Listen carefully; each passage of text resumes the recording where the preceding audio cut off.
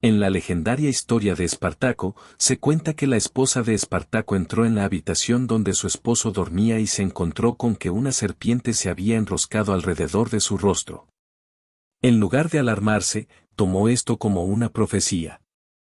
Así como la serpiente rodeaba la cabeza del guerrero, así Espartaco sería envuelto por un gran y temible poder.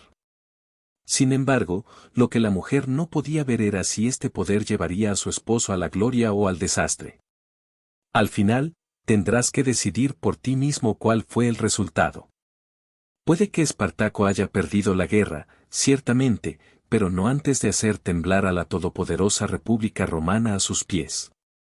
En una época en que el poder de Roma se expandía continuamente por todo el Mediterráneo, un simple esclavo lideró una revuelta como nunca antes se había visto en el mundo.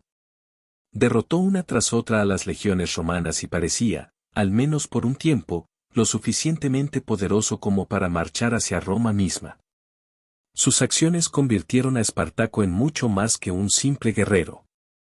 Se convirtió en un símbolo en la lucha contra la opresión. Un símbolo que aún perdura hoy, más de 2000 años después. Dicen que la historia la escriben los vencedores, por lo tanto, en ese caso, la profecía de Espartaco fue, de hecho, una de gloria. Nadie menciona el éxito de Craso al sofocar la revuelta de los esclavos. En cambio, hablan del triunfo y la valentía de Espartaco.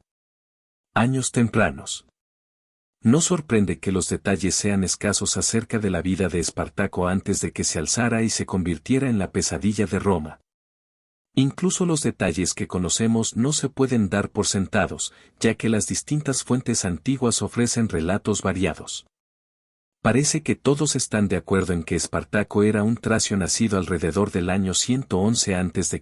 Plutarco, una de las principales fuentes de la guerra de Espartaco, como la llamó, se refirió al guerrero como de linaje nómada y lo describió como sagaz y culturalmente superior, prácticamente más heleno que tracio. Algunos estudiosos modernos han especulado que la palabra nómada fue una mala traducción posterior y que Plutarco en realidad se refería a Espartaco como de linaje de los Maedi. Los Maedi eran una tribu tracia de aquellos tiempos que existía en la actual Bulgaria. Eventualmente, Espartaco terminó luchando en el ejército romano como parte de una unidad auxiliar. En un momento dado, los romanos lo capturaron y vendieron como esclavo. Nuevamente, las fuentes varían en cuanto a la razón, algunos dicen que Espartaco desertó, otros que lideró partidas de saqueo o tal vez ambas cosas. Vida como esclavo. Como esclavo, Espartaco llamó la atención de Lentulus Batiatus, un romano que poseía una escuela de gladiadores llamada Ludus en Capua. Siempre estaba en busca de galos y tracios fuertes que pudieran derramar sangre para el placer de la multitud. En la arena, Espartaco asumió el papel de un gladiador pesado llamado Murmillo. La apariencia de este guerrero es un favorito de Hollywood y será familiar para cualquiera que haya visto o jugado algo ambientado en la época de los gladiadores. El Murmillo llevaba un casco de bronce completo y pesadas protecciones en brazos, piernas o hombros. Sin embargo, mantenía el pecho descubierto, lo que a menudo permitía a los guerreros mostrar los tatuajes o las cicatrices de batalla que habían acumulado a lo largo de los años. El gladiador empuñaba un gran escudo llamado scutum y una espada recta llamada gladies. Aunque siempre se ha representado a Espartaco como un luchador prodigioso en películas y programas de televisión, en realidad no sabemos nada sobre su éxito en la arena. Dado que estas batallas solían ser a muerte, se presume que tenía la habilidad suficiente para sobrevivir hasta que comenzó la revuelta. O tal vez era lo suficientemente entretenido como para convencer a la multitud de que lo perdonara, incluso si perdía.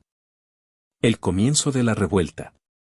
En el año 73 a.C., Espartaco formó parte de un plan para escapar de la escuela de gladiadores de Batiatus.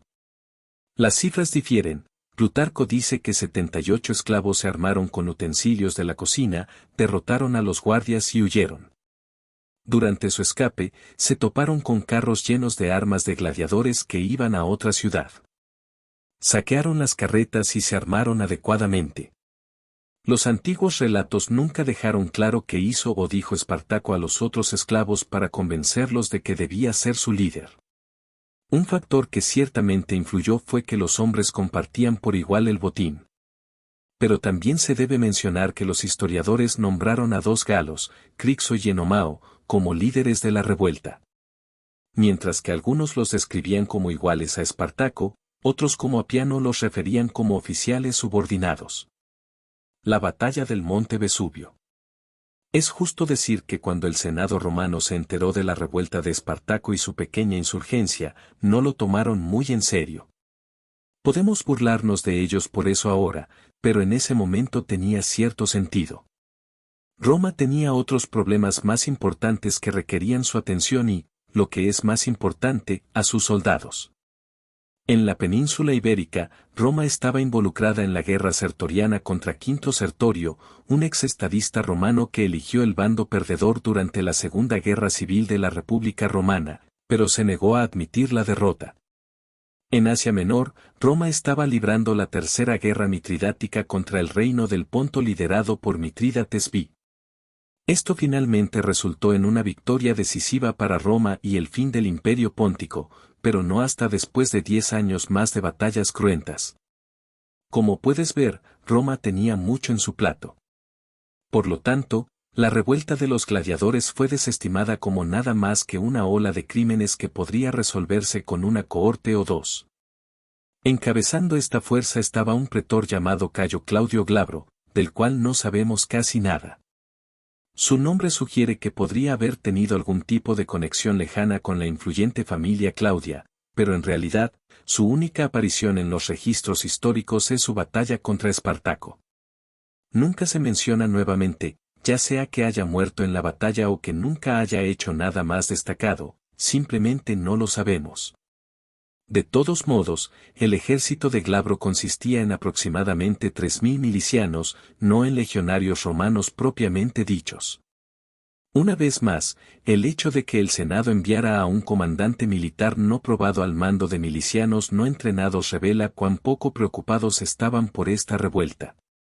Glabro y sus hombres construyeron escaleras de cuerda con las vides silvestres que eran abundantes en la zona y descendieron sin ser detectados por los romanos. Luego rodearon el campamento de Glabro y derrotaron fácilmente a sus fuerzas en un ataque sorpresa. Al final, esta expedición solo logró proveer a los rebeldes de mejores armas y armaduras y ayudar a aumentar sus números a medida que más personas oían hablar de sus hazañas. La segunda expedición. En el segundo intento, Roma envió a otro pretor llamado Publio Varinio o Publio Varinio, y como símbolo de su victoria, Espartaco se apoderó del caballo del pretor. Ahora, el ejército de gladiadores estaba libre para saquear el campo de Italia sin oposición, ya que más y más hombres de la región se unían a sus filas. Según Apiano, el ejército de Espartaco contaba con más de 70.000 soldados. Presumiblemente, Enomao murió alrededor de este tiempo, posiblemente en la batalla, ya que ya no se le menciona en los relatos históricos. A partir de este punto, los insurgentes alcanzaron una tensión en las filas con respecto a su próximo movimiento, lo que se vio reforzado por el hecho de que, en un momento dado, los rebeldes se dividieron en dos ejércitos, uno liderado por Espartaco y el otro por Crixo. Si esta división fue estratégica para cubrir más terreno o si se debió a desacuerdos, no podemos decirlo con certeza. La muerte de Crixo. En este punto, el Senado se dio cuenta de que la pequeña revuelta causada por los esclavos fugados no era un asunto para reírse y solo estaba ganando en poder. Algunos han argumentado que fuera de la historia de Roma. Según Livio, durante la República, el Senado establecía el tamaño al comienzo del año en función de la disponibilidad y las circunstancias. Aunque normalmente una legión contenía alrededor de 4.000 infantes y algunos cientos de jinetes, podía variar entre 3.000 y 6.000 soldados. Sin importar cuántos hombres tenían las legiones, seguían siendo superados en número por las fuerzas insurgentes. Sin embargo, lo que les faltaba en mano de obra, lo compensaban con un estricto entrenamiento militar que la otra ignoraba. Como dije anteriormente, las fuerzas rebeldes se dividieron en dos ejércitos. Ambos historiadores están de acuerdo en que Gelio y su legión combatieron contra Crixo, quien comandaba alrededor de 30.000 hombres cerca del monte Gargano. Este encuentro resultó en una victoria decisiva para los romanos. El ejército rebelde perdió alrededor de 2/3 de sus tropas, incluido Crixo, que murió en la batalla. Al enterarse de esto, se dice que Espartaco sacrificó 300 soldados romanos en su honor, enfrentando a los ejércitos consulares. Ambas fuentes también coinciden en que Craso reunió a su ejército a tiempo y lo atrapó entre las dos legiones que él y Lentulo comandaban. Sin embargo, llegó demasiado tarde y el Tracio tuvo tiempo de vencer al otro cónsul, cambiar a sus soldados y derrotar a Gelio en combate también. Las dos legiones consulares se retiraron y se reagruparon en Roma. Luego se unieron como un solo ejército y realizaron un tercer intento contra Espartaco en Piceno. Fueron derrotados nuevamente. Plutarco no menciona la lucha de Espartaco contra Gelio ni la batalla de Piceno contra los esclavos rebeldes, pero Espartaco parecía decidido a saquear la poderosa Roma misma. Mató a todos sus prisioneros y a sus animales de carga, y prendió fuego a cualquier material inútil que pudiera haberlo ralentizado. Marchó hacia la capital con un ejército de 120.000 hombres a pie. A pesar de su actitud audaz, Espartaco tuvo un cambio de corazón en el camino y se dio cuenta de que quizás su ejército aún no era lo suficientemente fuerte. En su lugar, tomó la ciudad de Turi y las montañas circundantes y realizó incursiones por la zona. Sin embargo, el destino de Espartaco estaba a punto de cambiar.